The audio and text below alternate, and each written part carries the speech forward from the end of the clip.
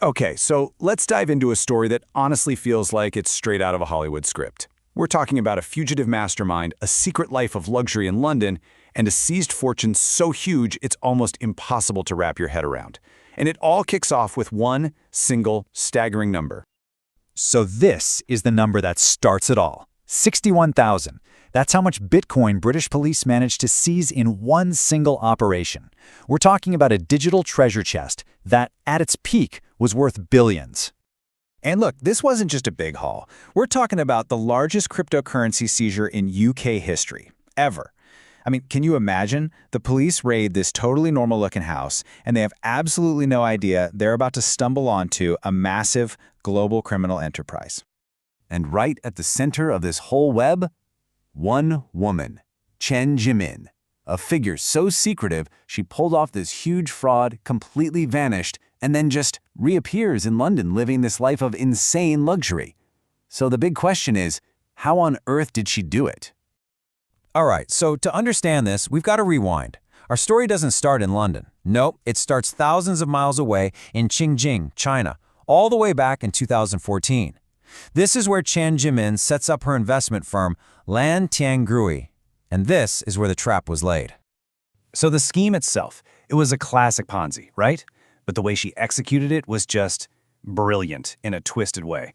First, promise these huge profits from Bitcoin mining. Then, to build trust, you pay out these tiny little earnings every day. See? People start to believe it's real. Then, you offer bonuses for bringing in new people. But here's the masterstroke. They wrapped the whole thing up in this patriotic messaging, specifically targeting older folks, telling them this would make China #1. And did it work? Oh yeah. 128,000 people got sucked in.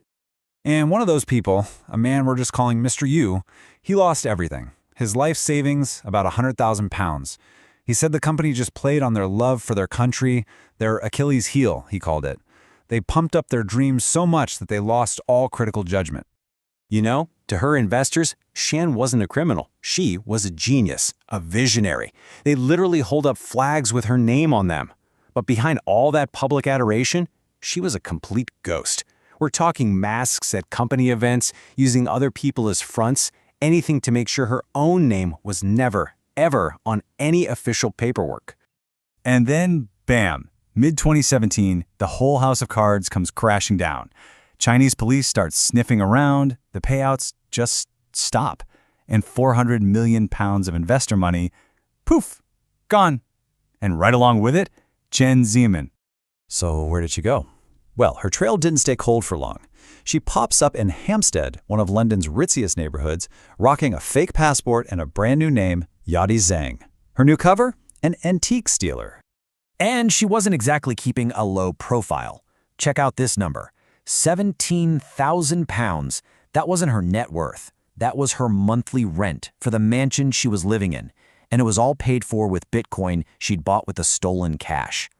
So you see, she was living these two completely separate lives. In China, she's this revered genius mastermind. But in London, she's just Yadi Zhang, this quiet antiques dealer. But underneath that new identity, that old paranoia was working overtime. I mean, get this, these are the actual rules she sent to her assistant when they were just trying to hire a cleaner.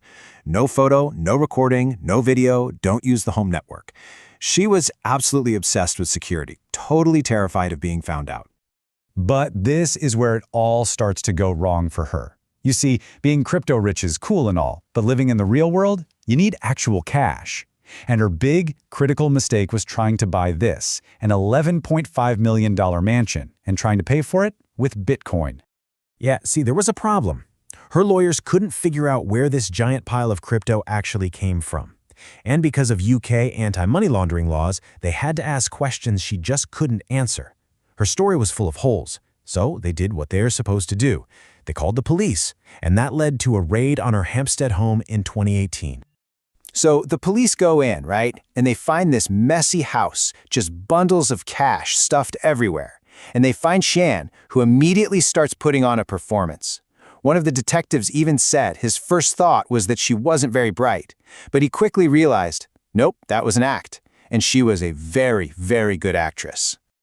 So the raid completely spooks her, and she disappears. Again. But she's still desperate for cash. So from wherever she's hiding, she starts telling her assistant to launder the Bitcoin. And the way they did it was just clumsy. Bizarre meetings with strangers from online forums, swapping crypto for bags of cash outside pubs. It just showed she had no idea how the UK's criminal underworld actually worked. So this whole thing becomes this multi-year cat and mouse game, right? She flees China in 2017. The first police raid is in 2018. But the real breakthrough, the thing that changes everything, doesn't happen until 3 years later in 2021, and she isn't even caught until 2024. So what was that big breakthrough? You're not going to believe it. It was something so simple. During a search, the police found a note, and on that note were the passcodes to her Bitcoin accounts. That one little piece of paper basically handed them the keys to a multi-billion-pound digital kingdom. So she's finally arrested, she's cornered, and in a dramatic twist, she pleads guilty to money laundering. But her conviction just opens up an even bigger, more complicated question. What in the world do you do with all that money? And you have to understand, the stakes had just gone through the roof. Because of Bitcoin's meteoric rise, that initial seizure of 61,000 coins is now worth over £5 billion. That's billion with a B. It's just an insane amount of money. And this has created a legal nightmare. Frankly, the Crown Prosecution Service now has to try and figure out who the rightful owners are. But think about it. How do 128,000 victims in China prove their individual claims? And what do they even get back? Just their initial investment or a piece of these massive gains? It's a total legal minefield. And if they can't figure it out, the UK Treasury could, in theory, just keep all of it. Which brings us right back to Mr. Yu and the thousands of others like him. Their lives were completely wrecked by this scheme, and now their only hope is the British justice system. They're just hoping for what Mr. Yu calls a noble act, to finally get their money back. But even with this historic, mind-boggling seizure, the story might not actually be over, because the police found something else among Shouwan's things. A little reference to more Bitcoin. Bitcoin that could be worth another £1.5 billion. Yeah, a note in her own handwriting mentioned a wallet with just over 20,000 Bitcoin. And next to it, she'd simply written the word lost. Now those coins haven't moved since 2017. And that leaves us with this one final, absolutely tantalizing question. Is there another billion-pound fortune just sitting out there somewhere, waiting to be found?